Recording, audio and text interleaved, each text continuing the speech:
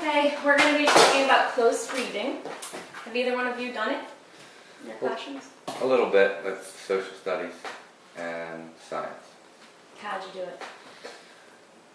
Well, from what I read, from what I'm told, it's new to me, but I was just taking chunks, sections of the chapter in informational text, and we were reading it to get the gist, and then we were going through it and reading it, looking for either vocabulary or certain concepts, and then the kids were going back a third time to try and show them that when they read, they normally don't really get everything out of it that they can, that you have to kind of look at it and then go back and read it really thoroughly, and then even a third time to go back to make sure that you have what you need.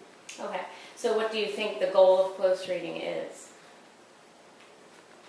Is to increase comprehension and to increase student awareness of when they read, that their goal is to actually make meaning, not to just get through the text. Okay, so I'm going to try, I think, that is what it is too, but you're going to read this passage, the two of you, and then one time through, and see how many details you can get out of it, and if you can talk about it after one reading. I'll just give you a minute.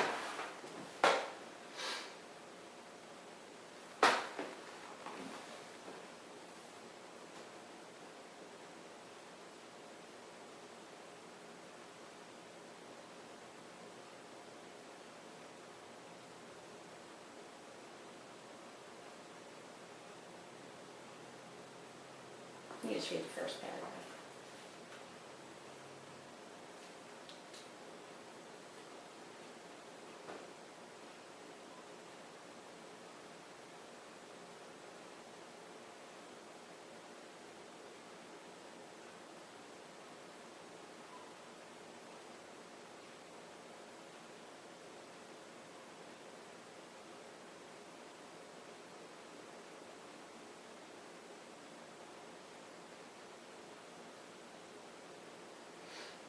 Okay.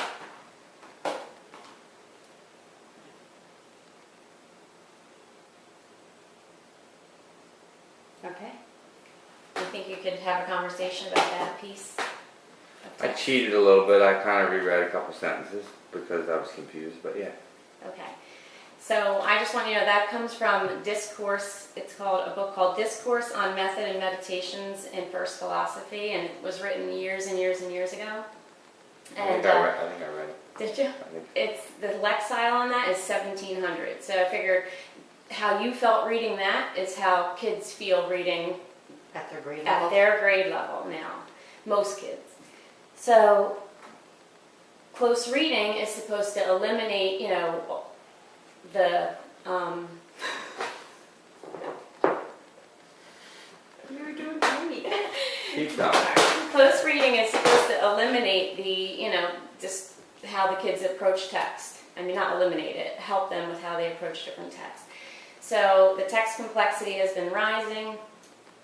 Research says that the kids need to be able to encounter text on their grade level regardless of their levels. So we're going to continue this year with incorporating close reading into all of our content areas. And having kids be able to come away from a piece of text with details that they can talk about is the goal. So we have to keep being able to go back in and read 2 or 3 times and go from there. Okay. Leave that in here.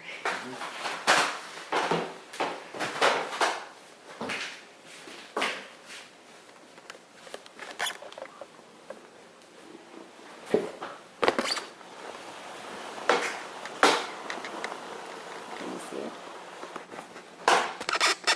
Okay. So when So we we're look, not going to talk about this? do you want to talk about it? I want to know what Tracy thinks. Okay, So, good. My purpose of that was just trying to It's get a you very to good see example. how kids feel when Yeah, they encounter yeah. their grade level text. But sure, what do you think about it? I would definitely have to reread it to discuss Are it. you prepared to talk and get about the it? Or are you gist of it. You read it a couple times? Yeah, I read it. Yeah. No, that's good. I was curious. Go ahead, tell me what you can get out of it. I think it's very interesting. Why? Talks about, good sense, not so much common sense, but the ability to make the right decisions in life.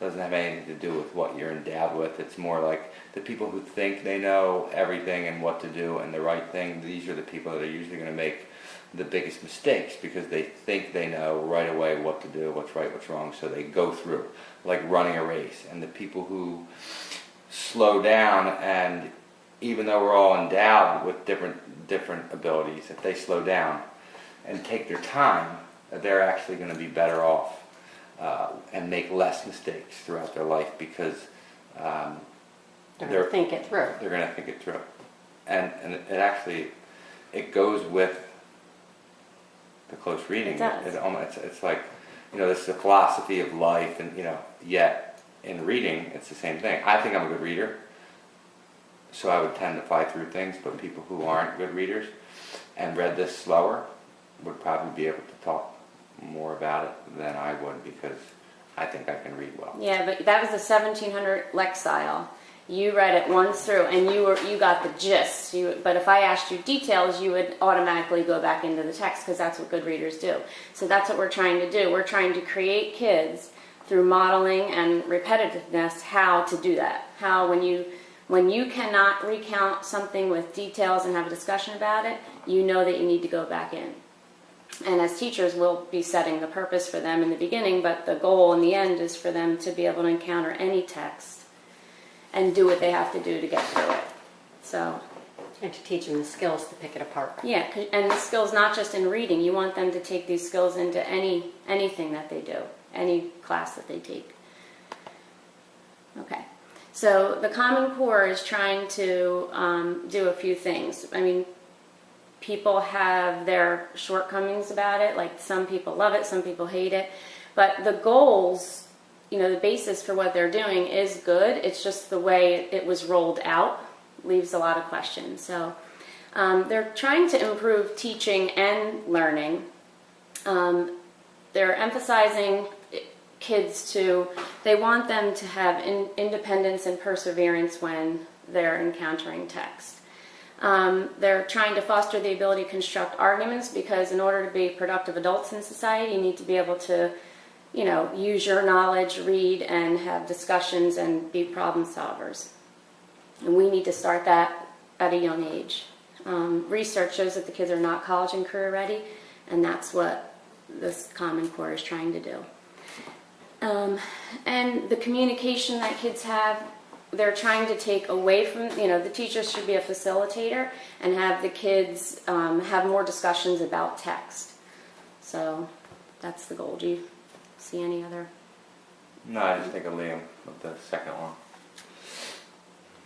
What, perseverance through text? With what he's reading right now, you mean? Yeah. Do you want to talk about that? Nope.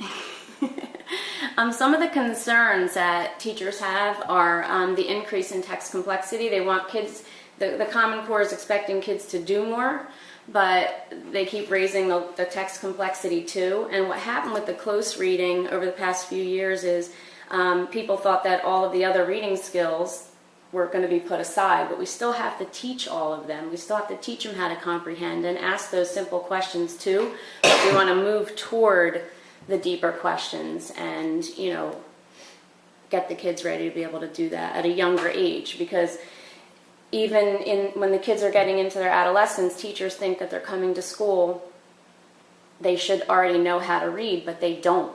They don't know how to read that more complex text and the text in science and social studies, so we have to teach them to read like scientists and read like historians and, even math. They have to read math differently than they do a piece of literature. And that's where this comes in. Every teacher is a reading and writing teacher. It is not just the English language arts teacher's job to teach reading and writing. It's everyone's job. I have 6th grade teachers that said I shouldn't be teaching reading. They should know how to read when they get to 6th grade. And that's, the worst thing you can do for a child, because you're just giving them the phonics and the phonemic awareness and the decoding in the younger grades, and then when they get to the older grades, that's when you're really teaching them how to actually pick apart text and get information from it. And the other thing is there's been some controversy on if you're doing a close reading passage, should you front load or activate prior knowledge? They were saying no at I heard first. no also. Yeah, that's what the message, but In services. I've been getting reading some research lately that says if a certain child needs some sort of front loading, then you should probably give it to them. Don't make it so that they don't have to read the text. We used to do so much front loading or activating pre-reading activities that they didn't even have to read the piece in order to understand it. So there's you have to be careful. If you're doing a piece about camping and the child has never in his life gone camping, it would only benefit him, especially if he's a struggling reader, to give him some kind of background on camping. So you have to use your judgment on that.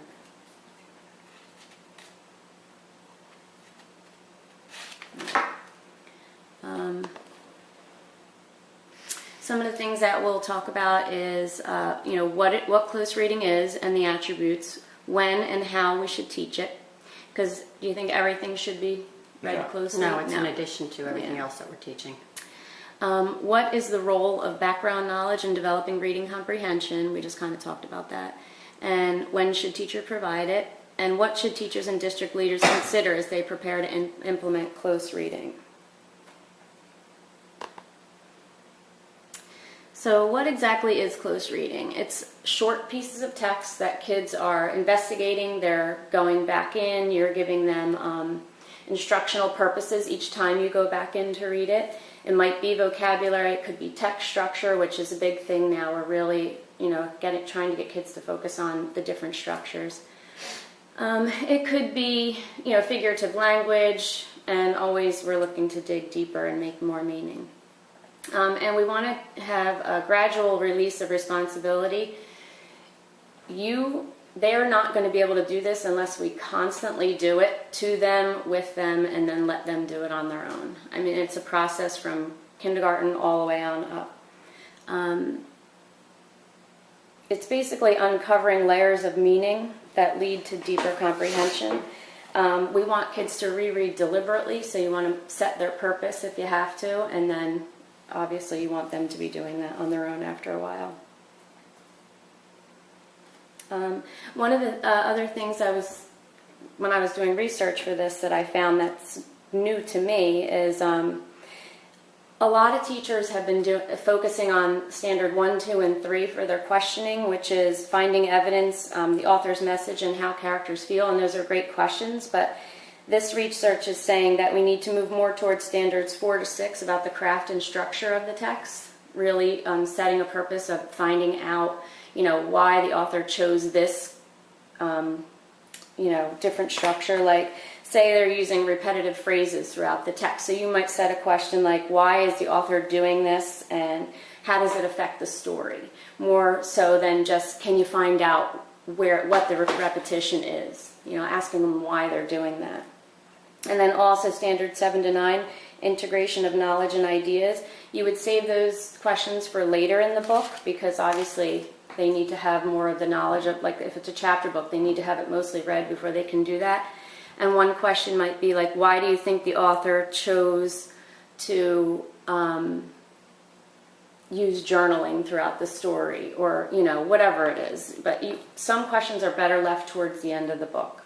And they're saying, construct your questions so that they're going beyond standard 1, 2, and 3. So we need to start thinking about ways to do that. When you were doing your close reading, did you set questions for the kids, or what were you having them go in and look at?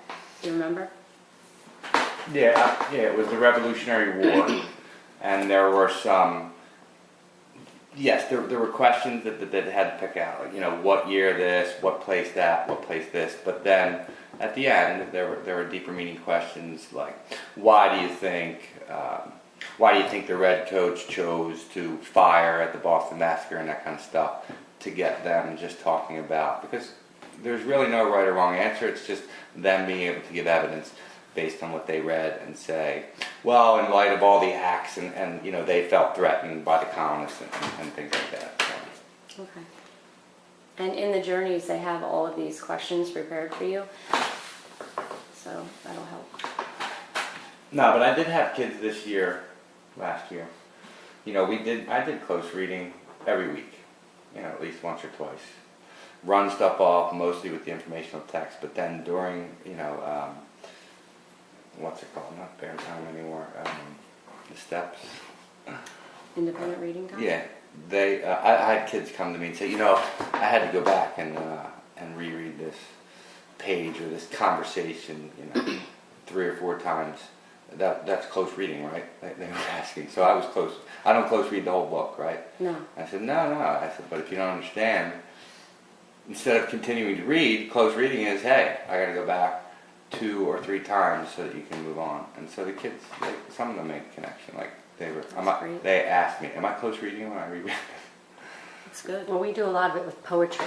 Yeah. We do close reading with poetry, and then we do it on the overhead, and we do it all together, and then we pick apart the characters, their feelings, and why the author wrote the poem, Yeah. and the meaning behind it. That's good.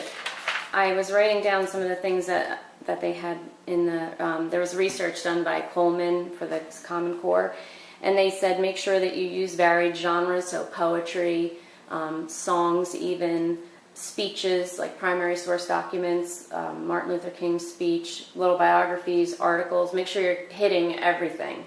But, you know, because all of those things are approached differently, so giving the kids all those experiences are you know, that's important. Okay, so some of the attributes of close reading, like we said, short passages. It doesn't mean that you're never going to read, you know, long text again, but just getting them to focus on short passages with lots of genres is important. Depending on the text complexity, you might have kids partner read, because if it's too hard, you still have to expose them to that grade level text, and they can still have good discussions even if they don't necessarily have the reading skills. So you don't want to, just because they struggle, save these things for the, you know, the stronger readers. Everybody needs to participate.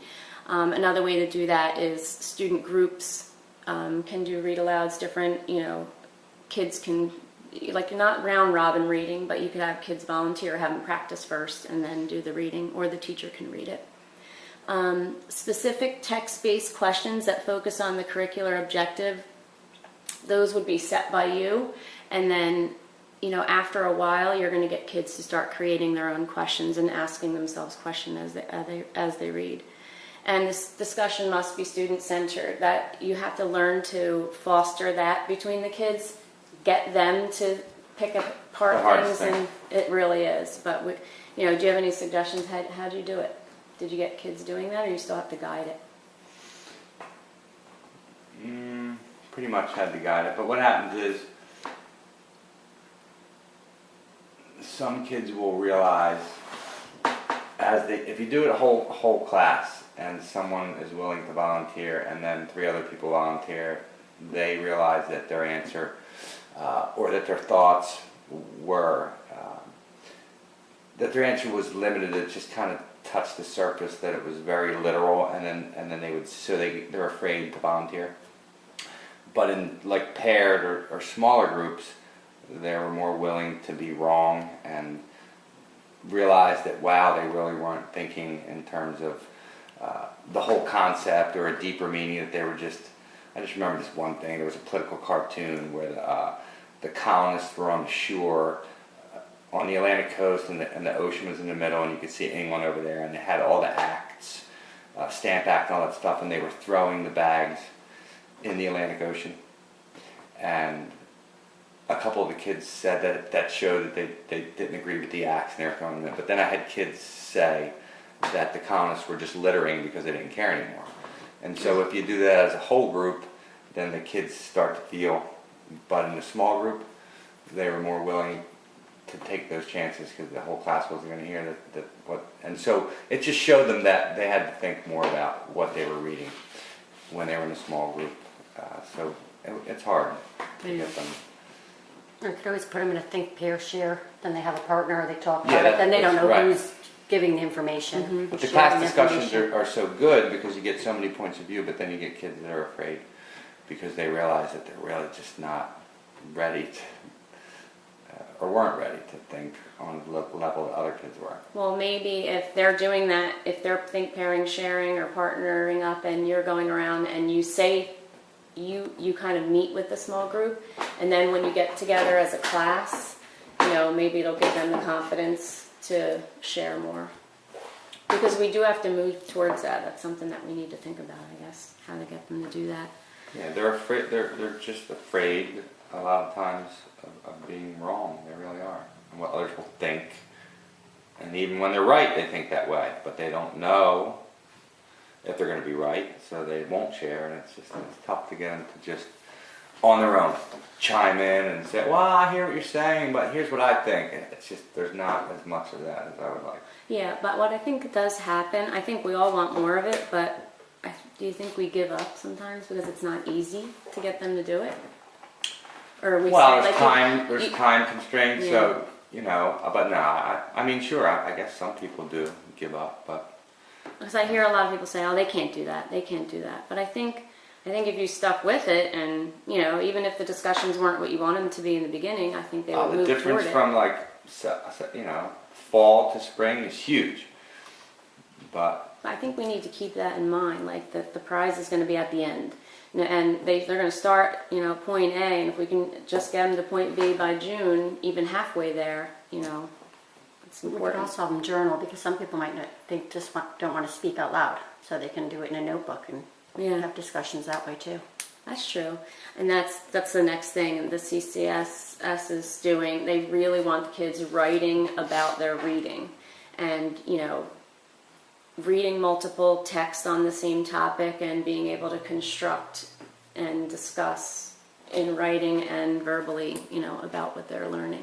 And think about, why did the author write this? And, the different points of view. Like, I know we did one PLC this year where I showed the history teacher was giving a point of view from, I think it was the Native Americans. Do you remember that? Giving the point of view from the Native Americans and the colonists, and you can see the difference, like in the same topic they were talking about, but the point of view was totally different. And we teach kids a lot of times one point of view, so it's important to have them think about the unspoken voices that are in everything. Like even when we were talking about the book The Riot, remember you read that? Mm-hmm. And, it's from the point of view, in the Civil War, everything was going on down south, but in New York, the Irish, they were, being treated horribly and losing jobs and starving, and, nobody was thinking about them. So this book gives the kids a perspective of someone else that lived during that time. So getting them to think like that is important. Okay, one of the debates that we did touch on is the background knowledge and front loading, and research supports there's a direct relationship between background knowledge and reading comprehension. So you have to just kind of know your kids, and if they need some background information or prior knowledge, you have to give it to them. Knowledgeable readers are obviously going to come with more schema, more worldly kids, and they're going to comprehend things differently, and not necessarily better, but differently than kids who come with no background knowledge on something. So, you have to provide it if they need it.